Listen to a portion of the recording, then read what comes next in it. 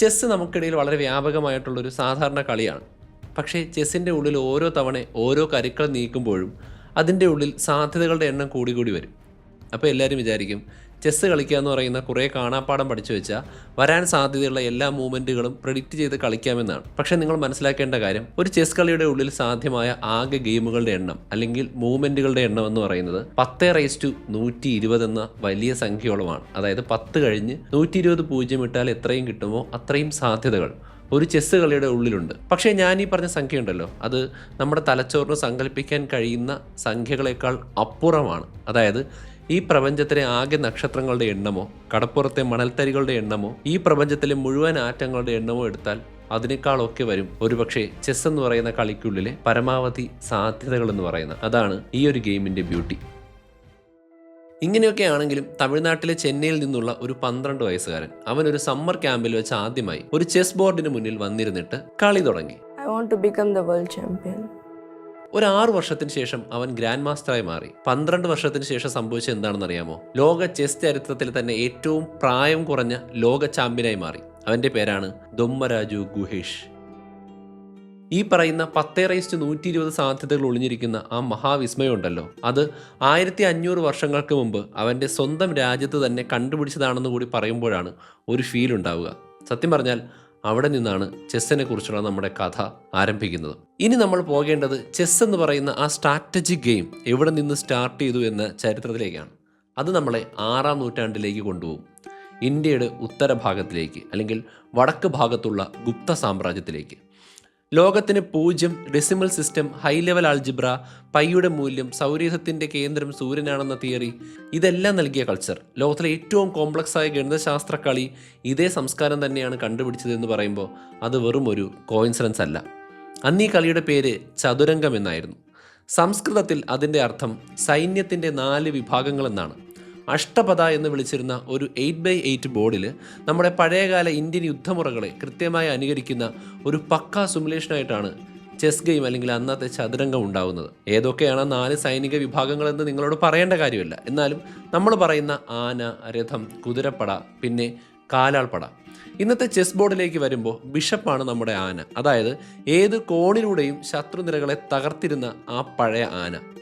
റൂക്കാണ് രഥം, നേർരേഖയിൽ അതിവേഗം പോയി ആക്രമിക്കുന്ന വാഹനം. നൈറ്റാണ് കുതിരപ്പട, തടസ്സങ്ങളെയൊക്കെ ഈസിയായി മറികടക്കുന്ന എൽ ഷേപ്പിൽ മൂവ് ചെയ്യുന്ന ഭടൻ.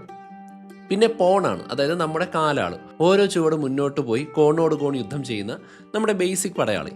ശരിക്കും പറഞ്ഞാൽ ആരോ ഒരാൾ യഥാർത്ഥ യുദ്ധത്തിൻ്റെ ഒരു സ്ട്രക്ചർ അതിസൂക്ഷ്മമായി നിരീക്ഷിച്ച് അതിനെ ഒരു ചെറിയ ബോർഡിലേക്ക് ചുരുക്കിയെടുത്തതായിരിക്കാം ചതുരംഗം. ഇതൊരു ടൈം പാസിനോ വിനോദത്തിനോ വേണ്ടി മാത്രം ഉണ്ടാക്കിയതാകാൻ സാധ്യതയില്ല. നമ്മുടെ സ്ട്രാറ്റജിക് ചിന്തകൾക്ക് കുറച്ചുകൂടി മൂർച്ച കൂട്ടാൻ വേണ്ടി ഡിസൈൻ ചെയ്തതാകാനും സാധ്യതയുണ്ട്.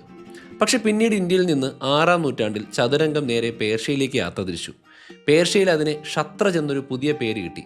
അവിടെ വെച്ചാണ് ഇംഗ്ലീഷ് ഭാഷയിൽ തന്നെ ഏറ്റവും പവർഫുൾ ആയിട്ടുള്ള ഒരു വാക്ക് ജനിക്കുന്നത്. അതായത് പേർഷ്യൻ ഭാഷയിൽ രാജാവ് എന്ന് പറഞ്ഞാൽ ഷാ.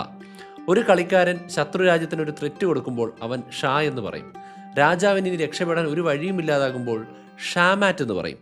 അതിൻ്റെ അർത്ഥം രാജാവ് നിസ്സഹായനായി എന്നാണ്. ആ ഷാമാറ്റിൽ നിന്നായിരിക്കാം ഇന്ന് നമ്മൾ പറയുന്ന ചെക്ക്മേറ്റ് ഉണ്ടാക്കിയത്.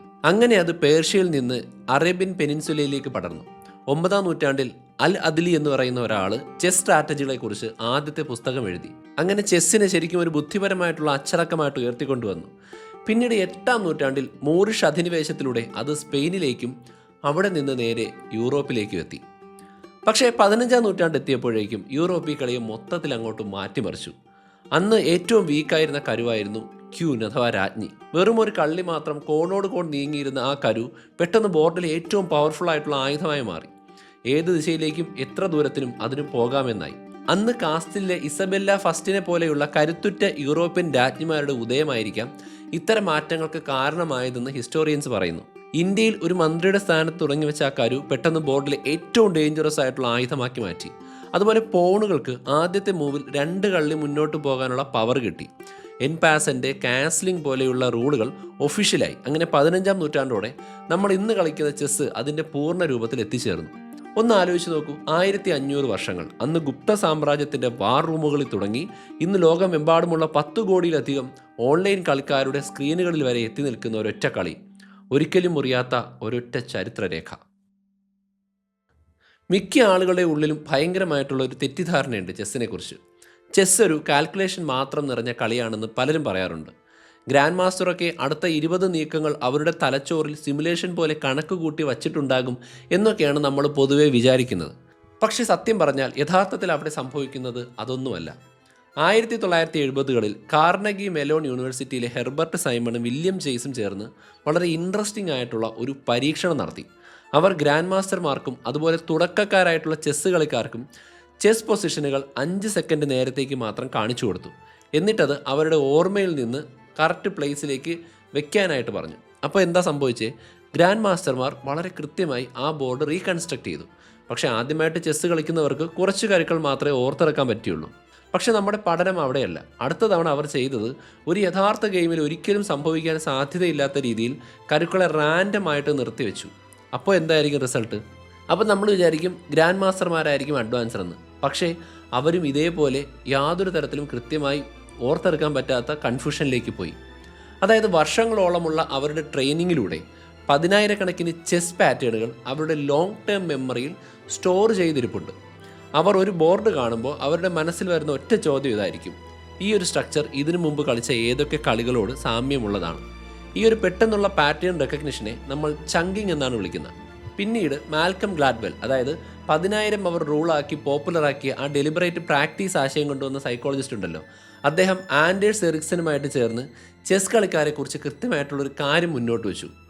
ഒരാളുടെ IQ സ്കോറുകളേക്കാൾ അവർ ചെയ്യുന്ന പ്രാക്ടീസിൻ്റെ ക്വാളിറ്റിയും ആ സ്ട്രക്ചറുമാണ് ചെസ് കളിക്കാരുടെ സ്കില്ല് തീരുമാനിക്കുന്നതെന്ന്. അതായത് ഒരു മുറിയിൽ ഏറ്റവും ബുദ്ധിമാനായിട്ടുള്ള ഒരാളായിരിക്കണമെന്നില്ല അവിടുത്തെ ഏറ്റവും മികച്ച ചെസ് കളിക്കാരൻ. അതൊരു വെറും ചെസ് ഫാക്റ്റ് മാത്രമല്ല, മനുഷ്യൻ്റെ എക്സ്പെർട്ടീസിനെ കുറിച്ച് സയൻസ് നടത്തിയ ഏറ്റവും പ്രധാനപ്പെട്ട കണ്ടെത്തലാണ്. ഇനി നമുക്ക് ചെസ്സിൻ്റെ മാത്തമാറ്റിക്സിലേക്ക് വരാം. ഒരു ഗെയിം സ്റ്റാർട്ട് ചെയ്യുന്നു. ആദ്യത്തെ നീക്കത്തിൽ തന്നെ 20 വഴികളുണ്ട്. രണ്ടുപേരും ഓരോ നീക്കം കഴിയുമ്പോൾ 400 സാധ്യമായ പൊസിഷനുകൾ പിന്നെ മുന്നിലുണ്ട്. 2 നീക്കങ്ങൾ വീണ്ടും കഴിയുമ്പോൾ അത് 8,902 ആവും. 3 നീക്കങ്ങൾ വീതം കഴിയുമ്പോൾ 90 ലക്ഷം സാധ്യത വരും. 4 നീക്കങ്ങൾ ചെയ്യുമ്പോൾ ഏകദേശം 28 കോടിയിലധികം വരികയും 5 നീക്കങ്ങളാകുമ്പോഴേക്ക് ഏകദേശം അത് 69,352 ലക്ഷം കോടി 85,97,12,417 പൊസിഷനുകളായി മാറും. ഓക്കെ, നിങ്ങളും നിങ്ങളുടെ ഓപ്പോസിറ്റ് ഇരിക്കുന്ന ആളുകളെയും ചേർത്ത് ചെസ്സ് കളിക്കുകയാണെങ്കിൽ സമാധാനത്തോടെ ആലോചിക്കുക. നിങ്ങൾ രണ്ടുപേരും 5 വീതം നീക്കങ്ങൾ നടത്തി കഴിയുമ്പോൾ ആ സമയത്ത് നിങ്ങൾ കളിച്ചുകൊണ്ടിരിക്കുന്ന ആ സെയിം ഗെയിം ലോക ചരിത്രത്തിൽ ഇതിനു മുമ്പ് ചിലപ്പോൾ ആരും കളിച്ചിട്ടുണ്ടായിരിക്കാൻ യാതൊരു സാധ്യതയുമില്ല എന്ന് ഞാൻ പറഞ്ഞാലോ? വിശ്വസിക്കാൻ പറ്റുന്നില്ലല്ലേ? ക്ലോഡ് ഷാനൻ എന്ന് പറയുന്ന മാത്തമാറ്റീഷ്യൻ ഇത് കണക്കാക്കിയിട്ടുണ്ട്. ആകെ 10⁻120 ഗെയിം സാധ്യതകളുണ്ട്. നമ്മുടെ ഈ പ്രപഞ്ചത്തിന് ഏകദേശം 1382 കോടി വർഷം പഴക്കമാണ്. അപ്പോൾ ബിഗ് ബാങ് തൊട്ട് ഇവിടുത്തെ ഓരോ ആറ്റവും ഓരോ സെക്കൻഡിലും ഓരോ ഗെയിം വെച്ച് കളിച്ചാലും ചെസ്സിൻ്റെ മൊത്തം സാധ്യതയുടെ അടുത്തുപോലും നമ്മൾ എത്തില്ല. ഈ ഒരൊറ്റ കാരണം കൊണ്ടാണ് ചെസ്സ് ഒരിക്കലും പൂർണ്ണമായും സോൾവ് ചെയ്യാൻ പറ്റാത്തൊരു ഗെയിമായി ഇപ്പോഴും തുടരുന്നതും അത് ഇൻട്രസ്റ്റിംഗ് ആകുന്നതും സാധ്യതകളുള്ളതും. അങ്ങനെയിരിക്കെ 2017 ഗൂഗിളിൻ്റെ ഡീപ്പ് മൈൻഡ് ഭയങ്കരമായിട്ടുള്ളൊരു എക്സ്പെരിമെൻ്റ് നടത്തി. AlphaZero എന്ന് പറയുന്ന അവരുടെ AIക്ക് അവർ ഓപ്പണിംഗ് ബുക്കുകളോ എൻ ഗെയിം ഡാറ്റാബേസുകളോ ഒന്നും കൊടുത്തില്ല. എന്തിന്? ഒരു ഹ്യൂമൻ ഗെയിം പോലും റെഫറൻസ് ആക്കാൻ കൊടുത്തില്ല. അവർ ആകെ കൊടുത്തത് ഒറ്റ കാര്യമാണ്: ചെസ്സിൻ്റെ റൂൾസ്. എന്നിട്ട് അതിനോട് പറഞ്ഞു, നീ തന്നെ പഠിക്കുക. അതിനുശേഷം അവിടെ സംഭവിച്ചത് ശരിക്കും പറഞ്ഞാൽ മനുഷ്യബുദ്ധിയുടെ ചരിത്രത്തിലെ തന്നെ ഏറ്റവും അസാധാരണമായ നിമിഷങ്ങളിലൊന്നായിരുന്നു. AlphaZero മില്യൺ കണക്കിന് ഗെയിമുകൾ സ്വന്തമായി കളിച്ചു. ഓരോ ഗെയിമിൽ നിന്നും അത് സ്വയം പഠിച്ചുകൊണ്ടിരുന്നു. അതിൻ്റെ ന്യൂറൽ നെറ്റ്വർക്കുകൾ അപ്ഡേറ്റ് ചെയ്തു. നിങ്ങൾക്ക് വിശ്വസിക്കാൻ പറ്റുമോ? വെറും 4 മണിക്കൂറിനുള്ളിൽ ലോകത്തിൽ അന്നുണ്ടായിരുന്ന ഏറ്റവും പവർഫുൾ ചെസ് എഞ്ചിനായിട്ടുള്ള സ്റ്റോക്ക് ഫിഷിൻ്റെ എബിലിറ്റി അത് ഈസി ആയിട്ട് മറികടന്നു. 9 മണിക്കൂർ കഴിഞ്ഞപ്പോൾ അവർ തമ്മിൽ 100 ഗെയിമുകളുടെ ഒരു മാച്ച് വെച്ചു. റിസൾട്ട് എന്താണെന്നറിയോ? 28 വിൻസും 72 ഡ്രോസും 0 ലോസസും. വെള്ളം കുടിപ്പിച്ചു എന്ന് പറഞ്ഞാൽ മതിയല്ലോ. അന്ന് ഗാരി കാസ്പറോവ്, അതായത് 20-ാം നൂറ്റാണ്ടിലെ ഏറ്റവും മഹാനായിട്ടുള്ള ചെസ്സ് കളിക്കാരൻ, ഈ AlphaZeroയുടെ ഗെയിമുകൾ കണ്ടിട്ട് ഒരു കിടിലൻ കാര്യം പറഞ്ഞു. ആ ഗെയിമുകൾക്ക് ശരിക്കും ഒരു ഹ്യൂമൻ ക്വാളിറ്റി ഉണ്ടായിരുന്നുവെന്ന്. കാരണം സ്റ്റോക്ക് ഫിഷ് ചെയ്യുന്നത് വെറും ബ്രൂട്ട് ഫോഴ്സ് ആണ്. എന്ന് വെച്ചാൽ ഒരു സെക്കൻഡിൽ മില്യൺ കണക്കിന് പൊസിഷനുകൾ കാൽക്കുലേറ്റ് ചെയ്യും. പക്ഷേ AlphaZero അങ്ങനെ ആയിരുന്നില്ല. നമ്മുടെ ഗ്രാൻഡ് മാസ്റ്റർമാർ യഥാർത്ഥത്തിൽ എന്താണോ ചെയ്യുന്നത്, അതായത് പാറ്റേൺ റെക്കഗ്നിഷനായിട്ടുള്ള അതേ കാര്യം തന്നെയാണ് AlphaZeroയും ചെയ്യുന്നത്. അത് സ്വന്തമായി ഒരു ഇൻറ്റ്യൂഷൻ ഡെവലപ്പ് ചെയ്തെടുത്തു. ഇത് പ്രോഗ്രാമേഴ്സ് കോഡ് ചെയ്ത് വെച്ചതല്ല, മറിച്ച് അതിൻ്റെ സ്ട്രക്ചേർഡ് എക്സ്പീരിയൻസിൻ്റെ ഒരു നാച്ചുറൽ റിസൾട്ടായിരുന്നു. അങ്ങനെ നോക്കുമ്പോൾ അന്ന് ഗുപ്ത സാമ്രാജ്യത്തിൽ തുടങ്ങിയ ഏകദേശം 10⁻120 സാധ്യതകളുള്ള ആ ലോകം ശരിക്കും ഒരു ജെന്യുവിൻ അണ്ടർസ്റ്റാൻഡിംഗ് എന്ന് നമുക്ക് വിളിക്കാൻ പറ്റുന്ന രീതിയിൽ AI പഠിച്ചെടുക്കാൻ പറ്റുന്ന ഒരു ഫീൽഡായിട്ട് മാറി എന്ന് പറയാം. ഇനി നമ്മൾ പോകുന്നത് കഥയുടെ അധികം ആരും അറിയാത്ത വേറൊരു തലത്തിലേക്കാണ്. ചെസ്സ് ശരിക്കും ഒരു ജിയോ പൊളിറ്റിക്കൽ സ്റ്റോറി കൂടിയാണ്. സംഭവം എന്താണെന്ന് വെച്ചാൽ 1924 സോവിയറ്റ് യൂണിയൻ ഒരു അസാധാരണമായിട്ടുള്ള തീരുമാനമെടുത്തു. അവരുടെ ഗവൺമെൻറ്റിൻ്റെ പവർ ലോകത്തിന് കാണിക്കാനായിട്ട് ഒരു ആയുധമാക്കി അവർ ചെസ്സിനെ കാണാൻ തുടങ്ങി. നാഷണൽ ചെസ്സ് സ്കൂൾ തുടങ്ങി, ഗവൺമെൻറ്റിന് ഫണ്ട് കൊടുത്തു, നല്ല കഴിവുള്ള കുട്ടികളെ ചെറുപ്പത്തിലേ കണ്ടുപിടിച്ചിട്ട് സിസ്റ്റമാറ്റിക്കായിട്ട് ട്രെയിനിങ് കൊടുത്തു. അതിൻ്റെ റിസൾട്ട് എന്തായിരുന്നു എന്നറിയാമോ? 1948 മിഖായൽ ബോട്ട്വിനിക്ക് ലോക ചാമ്പ്യനായി. അന്ന് മുതൽ പിന്നീടുള്ള 24 വർഷം ആ കിരീടം സോവിയറ്റ് യൂണിയൻ്റെ കൈകളിൽ മാത്രമായിരുന്നു. വരുന്ന ഓരോ ലോക ചാമ്പ്യനും ഓരോ ചലഞ്ചും സോവിയറ്റ് സോവിയറ്റ് സോവിയറ്റ്. അപ്പോൾ ലോകത്ത് ആദ്യമായി ഗവൺമെൻറ് ഫണ്ടിങ്ങോടെ ഒരു കിടിലൻ ടാലൻറ്റ് പൈപ്പ് ലൈൻ സെറ്റ് ചെയ്തത് സോവിയറ്റ് ചെസ് മെഷീനാണ്. ഇന്ന് നമ്മൾ ലോകത്ത് കാണുന്ന മിക്ക സ്പോർട്സ് ഡെവലപ്മെൻറ്റ് പ്രോഗ്രാമുകളുടെയും ബേസിക് ഐഡിയ എടുത്തു നോക്കിയാൽ അതിൻ്റെ വേരുകൾ ചെന്നെത്തുന്നതും ഇതേ സോവിയറ്റ് ചെസ് മോഡലിലേക്കാണ്. പക്ഷേ 1972 ഒരു അമേരിക്കക്കാരൻ ഒറ്റയാൾ പട്ടാളമായി വന്ന് ഇതെല്ലാം അങ്ങ് തകർത്തെറിഞ്ഞു. അയാളുടെ പേരാണ് ബോബി ഫിഷർ. ഏത് ആംഗിളിൽ നോക്കിയാലും 20ാം നൂറ്റാണ്ടിലെ ഏറ്റവും അസാധാരണമായിട്ടുള്ള വ്യക്തിയാണ്. അതേസമയം തന്നെ സ്വന്തം ജീവിതം സ്വയം നശിപ്പിച്ച ഒരു വ്യക്തിയും. വെറും 6ാം വയസ്സിൽ അദ്ദേഹം ചെസ്സ് പഠിച്ചു. 13ാം വയസ്സായപ്പോഴേക്കും പുള്ളി ഗെയിം ഓഫ് ദ സെഞ്ചുറി കളിച്ചു. ഇത് കണ്ട് ലോകമെമ്പാടുമുള്ള ഗ്രാൻഡ് മാസ്റ്റർമാർ ശരിക്കും ഞെട്ടിപ്പോയി. ഒരു 13 വയസ്സുകാരന് ഇങ്ങനെയൊക്കെ ചിന്തിക്കാൻ പറ്റുമോ? അവർ പരസ്പരം ചോദിച്ചു.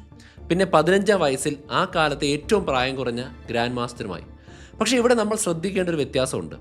സോവിയറ്റ് കളിക്കാർക്ക് പിന്നിൽ അവരെ സപ്പോർട്ട് ചെയ്യാൻ ഒരു വലിയ സിസ്റ്റം തന്നെ ഉണ്ടായിരുന്നു.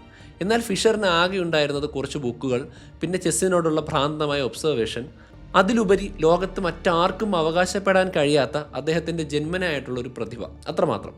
അങ്ങനെ 1972 അപ്പോഴത്തെ സോവിയറ്റ് വേൾഡ് ചാമ്പ്യനായിട്ടുള്ള ബോറിസ് സ്പാൻസ്കിയെ ചലഞ്ച് ചെയ്ത് ഫിഷർ ഐസ്ലാൻഡിലെ റെയ്ക്യാവിക്കിലേക്ക് പോയി. അവിടെ നടന്നതൊക്കെ ശരിക്കും ലോക ചരിത്രത്തിൽ തന്നെ ഏറ്റവും അപൂർവമായ ചില സംഭവങ്ങളാണ്. ഫിഷർ പുതിയ ഓരോ ഡിമാൻഡുകൾ വെച്ച് ഭീഷണിപ്പെടുത്തി. അങ്ങനെ ചില ഡിമാൻഡുകളൊക്കെ അംഗീകരിച്ചുകൊണ്ട് കളി തുടങ്ങി. 21 ഗെയിമുകൾ, സ്കോർ 12.5 to 8.5. ആ വലിയ സോവിയറ്റ് ചെസ് മെഷീൻ അവിടെ പൂർണ്ണമായിട്ട് വന്ന് പരാജയപ്പെടുകയായിരുന്നു. പക്ഷേ ഫിഷറിൻ്റെ കഥ തീരുന്നത് ഈ 1972 വിജയത്തിലല്ല. 1975 അനറ്റോളി കാർപ്പോവുമായിട്ടുള്ള മാച്ച് FIDE അനൗൺസ് ചെയ്യുന്ന സമയം ഫിഷർ പതിവ് പോലെ കുറേ ഡിമാൻഡുകൾ വെച്ചു. പക്ഷേ ഇത്തവണ FIDE അത് റിജക്റ്റ് ചെയ്തു. ഫിഷർ അങ്ങനെ ഒരു തീരുമാനമെടുത്തു. ഞാൻ ചെസ്സ് കളിക്കില്ല, ഒരൊറ്റ ഗെയിം പോലും, ഒരൊറ്റ മൂവ് പോലും കളിക്കാതെ പുള്ളി ആ വേൾഡ് ടൈറ്റിൽ അങ്ങനെ തന്നെ വേണ്ടെന്ന് വെച്ചു.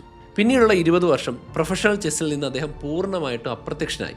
പക്ഷേ 1992 യൂഗോസ്ലാവിയയിൽ വെച്ച് ഒരു അൺഒഫീഷ്യൽ റീമാച്ചിനായിട്ട് തിരികെ വന്നു. അന്ന് ഇൻ്റർനാഷണൽ സാങ്ഷൻസ് ഉള്ളൊരു രാജ്യമാണ് യൂഗോസ്ലാവിയ. അതുകൊണ്ട് അമേരിക്കൻ ഗവൺമെൻറ് ഒരു കത്ത് കൊടുത്തിരുന്നു. പക്ഷേ പുള്ളി അത് പ്രസ് കോൺഫറൻസിൻ്റെ മുന്നിൽ വെച്ച് വലിച്ചു കയറി കളഞ്ഞു. അതോടെ ഫിഷർ ഒരു പിടികിട്ടാ പുള്ളിയായി മാറി. പക്ഷേ പുള്ളി പതുക്കെ പാരനോയിലേക്കും ആൻറ്റി സെമിറ്റിസത്തിലേക്കും ഒക്കെ പോയി ആകെ വില്ലനായി മാറിയൊരവസ്ഥയുണ്ടായിട്ട് അവസാനം 2008 തൻ്റെ വലിയ വിജയത്തിന് വേദിയായ അതേ ഐസ്ലാൻഡിൽ വെച്ച് മരണപ്പെട്ടു. മരിക്കുന്നതിന് മുൻപുള്ള 16 വർഷം അദ്ദേഹം ഒരു പ്രൊഫഷണൽ ചെസ് മാച്ച് പോലും കളിച്ചിട്ടുണ്ടായിരുന്നില്ല. എനിക്ക് തോന്നുന്നു ചെസ് എന്ന് പറയുന്നത് ശരിക്കും ഒരു മിററാണ്. ഇതിൽ ഭാഗ്യം എന്ന ഒന്നില്ല, റഫറി ഇല്ല, ഇനി തോറ്റാൽ കുറ്റം പറയാൻ ടീംമേറ്റ്സും ഇല്ല. നിങ്ങൾ ജയിക്കുമ്പോൾ ആ വിജയം പൂർണ്ണമായും നിങ്ങളുടേതാണ്. തോൽക്കുമ്പോൾ അതിൻ്റെ പൂർണ്ണ ഉത്തരവാദിത്വവും നിങ്ങൾക്കാണ്. ആനന്ദ്, കാൾസൺ, ഗുകേഷ് ഇവരൊക്കെ ഈ പ്രഷർ കൊണ്ട് ശക്തമായി മുന്നോട്ട് വന്നു. പക്ഷേ ഫിഷറിനെ പോലുള്ളവർ സ്വന്തം സ്റ്റാൻഡേർഡ്സിൻ്റെ ഭാരം താങ്ങാനാകാതെ ചിലപ്പോൾ തകർന്നു പോയതായിരിക്കും. ഇനി നമ്മൾ മോഡേൺ ചെസ്സിലേക്ക് പോകുന്നതിന് മുമ്പ് മിക്ക ആളുകളും ശ്രദ്ധിക്കാതെ പോകുന്ന ചില സ്പെഷ്യൽ റൂളുകളെക്കുറിച്ച് പറയാം. ആദ്യം കാസ്ലിംഗ് ആണ്. അതായത് ഒരൊറ്റ നീക്കത്തിൽ 2 കരുക്കളെ, രാജാവിനെയും റൂക്കിനെയും ഒരേ സമയം മാറ്റാൻ പറ്റുന്ന റൂളാണ്. രാജാവിനെ പോണുകളുടെ വാലിന് പിന്നിൽ സേഫ് ആക്കിയിട്ട് മൂലയിൽ ഒതുങ്ങിക്കിടക്കുന്ന റൂക്കിനെ ആക്ടിവേറ്റ് ആക്കി ഒരു പൊസിഷനിലേക്ക് കൊണ്ടുപോകുന്ന പരിപാടിയാണ്. പക്ഷേ ഇതിന് കർശനമായിട്ടുള്ളൊരു റൂളുണ്ട്. രാജാവും റൂക്കും ഇതിനു മുമ്പ് മൂവ് ചെയ്തിരിക്കരുത്. രാജാവ് ആ സമയത്ത് ചെക്കായിരിക്കാനും പാടില്ല. പിന്നെ കടന്നു പോകുന്ന സ്ക്വയർ ശത്രുവിൻ്റെ അറ്റാക്കിലും ആയിരിക്കരുത്. അടുത്തത് എൻപെസൻ്റ് ആണ്. 15ാം നൂറ്റാണ്ടിൽ പോണിന് ആദ്യത്തെ നീക്കത്തിൽ 2 സ്ക്വയർ മുന്നോട്ട് പോകാനുള്ള റൂള് വന്നു എന്ന് ഞാൻ പറഞ്ഞല്ലോ. അവിടെ ഒരു പ്രോബ്ലം ഉണ്ടായി. ഈ റൂൾ ഉപയോഗിച്ച് തൊട്ടടുത്തുള്ള ശത്രു പോണിനെ വെട്ടാനുള്ള ചാൻസ് നമുക്ക് വേണമെങ്കിൽ സ്കിപ്പ് ചെയ്യാം. ആ ലൂപ്പ് ഹോൾ അടയ്ക്കാനാണ് എൻപെസൻ്റ് വന്നത്. ഒരു പോൺ ഇങ്ങനെ 2 സ്ക്വയർ ചാടിയാൽ തൊട്ടടുത്തുള്ള ശത്രു പോണിന് അടുത്ത മൂവിൽ തന്നെ അതിനെ ക്യാപ്ചർ ചെയ്യാം. അതായത് അത് 1 സ്ക്വയർ മാത്രം മൂവ് ചെയ്തു എന്ന് ഊഹിച്ചുകൊണ്ട് ഇങ്ങനെ ചെയ്യാൻ പറ്റും. പക്ഷേ ആ ഒരു മൂവിൽ തന്നെ അത് ചെയ്യണം. ആ ചാൻസ് മിസ്സാക്കി കഴിഞ്ഞാൽ പിന്നെ ആ ഗെയിമിൽ ഒരിക്കലും ആ ഒരു അവസരം കിട്ടില്ല. പിന്നെയാണ് പൗൺ പ്രൊമോഷൻ. അത് നമുക്ക് എല്ലാവർക്കും അറിയാം. ബോർഡിൻ്റെ ഓപ്പോസിറ്റ് ശത്രുവിൻ്റെ അറ്റത്ത് എത്തുന്ന പോണിന് വേണമെങ്കിൽ ക്യൂന്, റൂക്ക്, ബിഷപ്പ് അല്ലെങ്കിൽ നൈറ്റ് ആയിട്ട് മാറാം. സാധാരണ എല്ലാവരും ഏറ്റവും പവർഫുൾ ആയിട്ടുള്ള ക്യൂനിനെയാണ് പ്രൊമോട്ട് ചെയ്യാറ്. തിയറിറ്റിക്കലി നോക്കിക്കഴിഞ്ഞാൽ 8 പോണുകളെയും പ്രൊമോട്ട് ചെയ്ത ബോർഡിൽ ഒരേ സമയം 9 ക്യൂൻസ് വരെ ഉണ്ടാവാം. മാത്തമാറ്റിക്കലി അത് പോസിബിൾ ആണ്. പക്ഷേ പ്രാക്ടിക്കലി നോക്കുമ്പോൾ ആ ഗെയിം അതിനു മുമ്പ് തന്നെ ആരെങ്കിലും ജയിച്ചിട്ടുണ്ടാവും. ഇതിനേക്കാൾ ഏറെയൊക്കെ ഇൻട്രസ്റ്റിംഗ് ആയ മറ്റൊരു സംഭവമുണ്ട്. അതാണ് അണ്ടർ പ്രൊമോഷൻ. അതായത് ക്യൂനാക്കാതെ ഒരു നൈറ്റ് ആക്കി മാറ്റുക. കേൾക്കുമ്പോൾ വട്ടുണ്ടോ എന്ന് തോന്നും. പക്ഷേ ചില എൻ ഗെയിം പൊസിഷൻസിൽ ക്യൂനിന് പോലും ചെയ്യാൻ കഴിയാത്ത ഒരു അൺഎക്സ്പെക്റ്റഡ് ചെക്ക്മേറ്റ് ഒരു നൈറ്റിൻ്റെ എൽ ഷേപ്പിലൂടെയുള്ള മൂവിലൂടെ സാധ്യമാവും. നമ്മൾ നാച്ചുറലി സംഭവിക്കുന്ന ഒരു പ്രഡിക്റ്റബിൾ ആയിട്ടുള്ള പൊസിഷനിൽ നിന്ന് വിപരീതമായി അപ്രതീക്ഷിതമായിട്ട് അറ്റാക്ക് ചെയ്യാൻ പറ്റുന്ന ഒരു മൂവ്മെൻറ്റാണ് സത്യത്തിൽ നൈറ്റിനുള്ളത്, അല്ലെങ്കിൽ കുതിരയ്ക്കുള്ളത്. അത് ചെസ്സിലെ ഏറ്റവും മനോഹരമായ ഒരു കരുവാണ്, ഏറ്റവും മനോഹരമായ കാഴ്ചയാണ് ഈ നൈറ്റിന് ഉപയോഗിച്ച് വെട്ടുക എന്ന് പറയുന്നത്. ഇനി നമ്മൾ പറയാൻ പോകുന്ന ഡ്രോ റൂളുകളാണ്. അതായത് രണ്ടുപേരും ജയിക്കാതെ ഗെയിം മുന്നോട്ട് പോകാതെ സ്റ്റക്ക് ആവുകയോ കളി അവസാനിപ്പിക്കുകയോ ചെയ്യുന്നൊരവസ്ഥയാണ്. ഇതിലൊന്നാണ് സ്റ്റെയിൽ മേറ്റ് എന്ന് പറയുന്നത്. കളിക്കേണ്ട പ്ലെയറിന് ഒരു ലീഗൽ മൂവ് പോലും ബാക്കിയില്ലാത്തൊരവസ്ഥ വന്നു കഴിഞ്ഞാൽ രാജാവ് ചെക്കിലല്ലെങ്കിൽ പോലും അപ്പോൾ കളി ഉടനെ തന്നെ ഡ്രോ ആക്കാൻ പറ്റും. ചെക്ക്മേറ്റ് ആകാൻ പോകുന്ന ഒരാൾ വളരെ ക്ലെവറായിട്ട് രാജാവിനെ ഒരു സ്റ്റെയിൽമേറ്റ് പൊസിഷനിലേക്ക് കൊണ്ടുവന്ന് ഉറപ്പായും തോൽക്കേണ്ട ഒരു കളിയിൽ നിന്നും ഡ്രോ പിടിച്ചു വാങ്ങി സ്റ്റക്കാക്കുന്ന സംഭവമാണിത്. അടുത്തതാണ് 3 ഫോൾഡ് റെപ്പറ്റീഷൻ.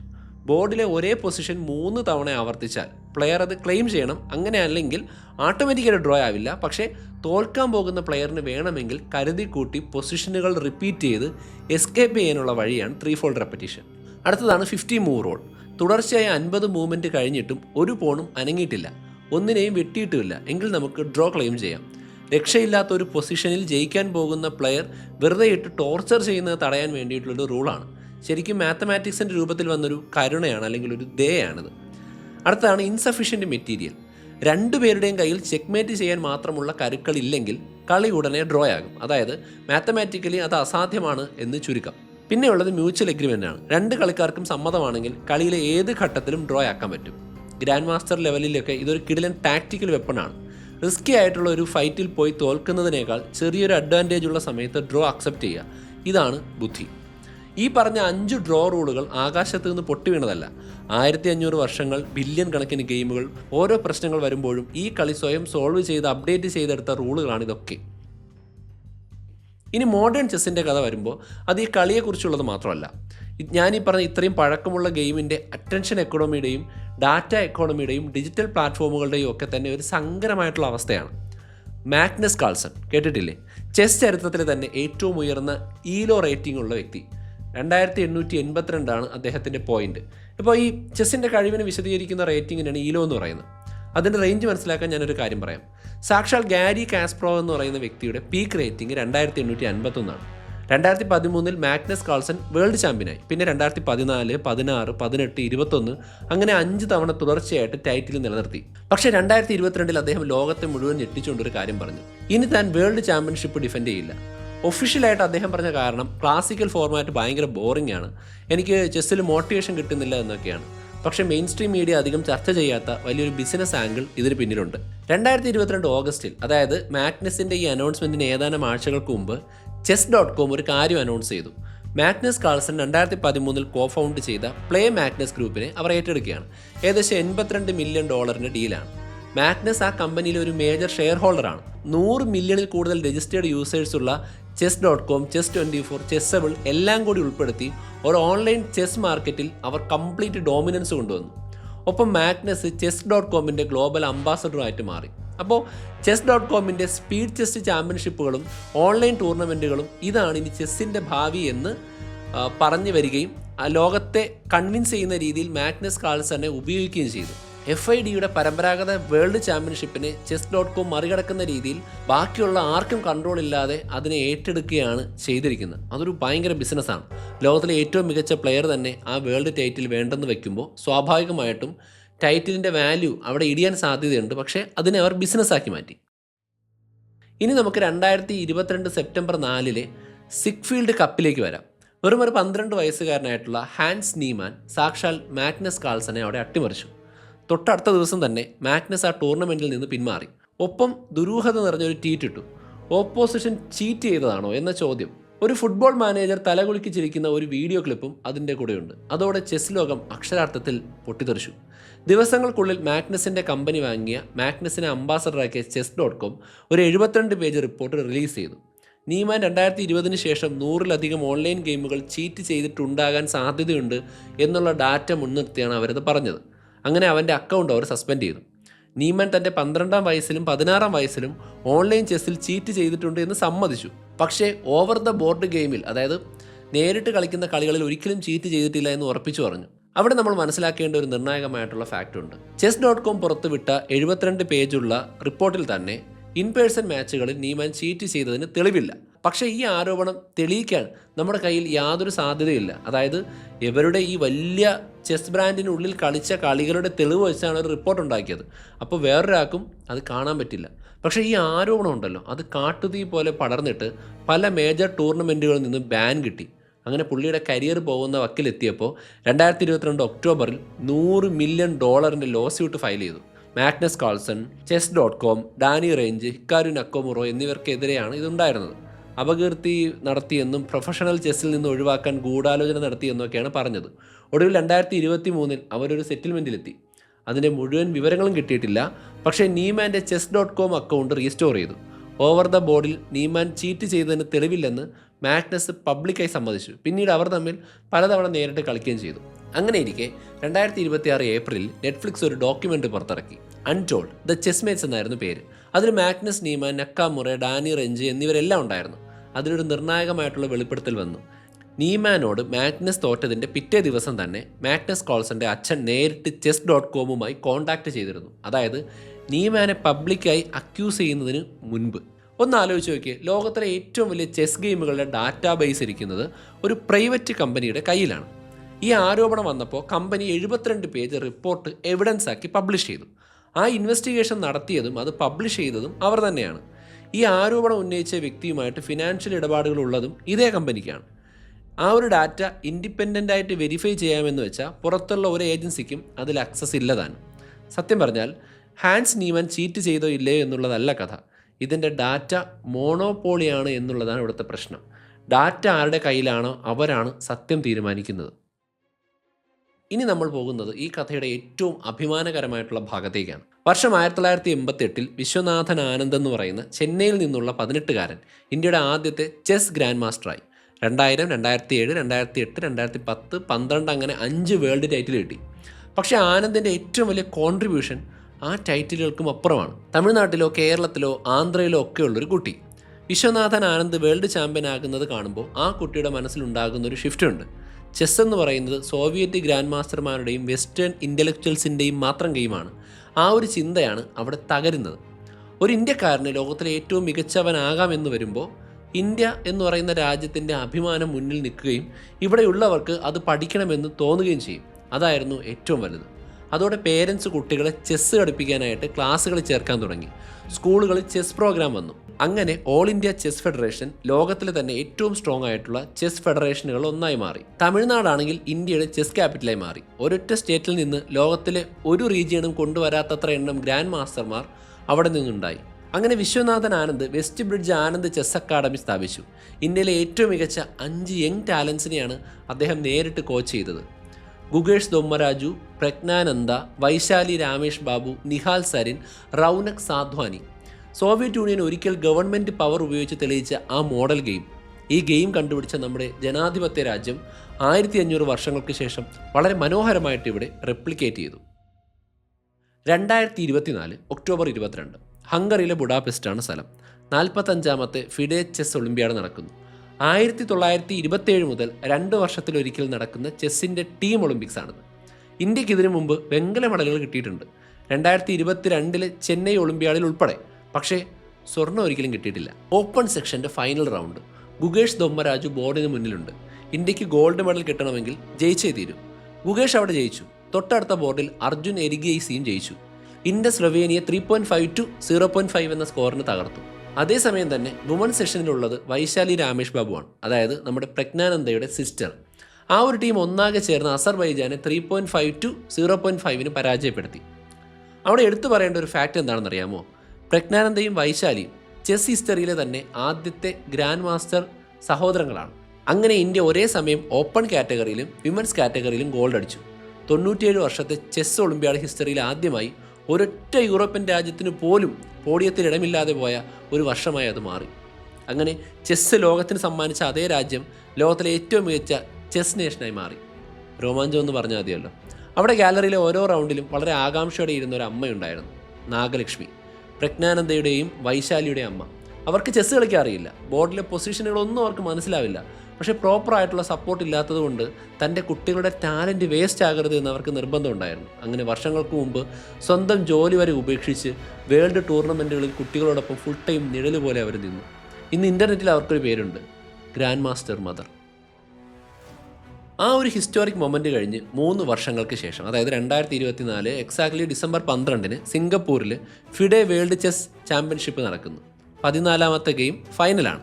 ചെന്നൈയിൽ നിന്ന് ഒരു സർജൻ്റെയും മൈക്രോബയോളജിസ്റ്റിൻ്റെയും മകൻ തൻ്റെ 7ാം വയസ്സിൽ സമ്മർ ക്യാമ്പിൽ വെച്ച് ആദ്യമായി ചെസ് ബോർഡിൽ തൊട്ടൊരു പയ്യൻ. ഇപ്പോൾ 18 വയസ്സായി. പേര് ദൊമ്മരാജു ഗുകേഷ്. ഓപ്പോസിറ്റ് ഇരിക്കുന്നത് ചൈനയിൽ നിന്നുള്ള world champion Ding Liren. Score അപ്പോൾ ലെവലാണ്. എല്ലാം ഈ ഒരൊറ്റ ലാസ്റ്റ് ഗെയിമിലാണ് ചുരുങ്ങിയിരിക്കുന്നത്. മണിക്കൂറുകൾ കടന്നുപോയി. കളി കാണുന്ന മിക്കവരും, എന്തിന് കമ്പ്യൂട്ടർ എഞ്ചിനുകൾ പോലും പറഞ്ഞു, ഈ കളി ഉറപ്പായും ഡ്രോ ആകും. അപ്പോഴാണ് 55ാമത്തെ മൂവ്മെൻറ്റ്. മണിക്കൂറുകളോളം പീക്ക് ബാലൻസിൽ നിന്ന് ആ ഗെയിമിൽ ഡിങ് ലിറന് ഒരു മിസ്റ്റേക്ക് സംഭവിച്ചു. ഗുകേഷ് അത് വളരെ കൃത്യമായിട്ട് ഐഡൻറ്റിഫൈ ചെയ്തിട്ട് അതിനുള്ള ബെസ്റ്റ് റെസ്പോൺസ് കൊടുത്തു. വെറും 3 മൂവുകൾക്ക് ശേഷം ഡിങ് ലിറൻ റിസൈൻ ചെയ്തു. ഗുകേഷ് തൻ്റെ 2 കൈകളും മുഖം കൊണ്ട് പൊത്തി. അവിടെ വെച്ച് അവൻ പൊട്ടിക്കരഞ്ഞു.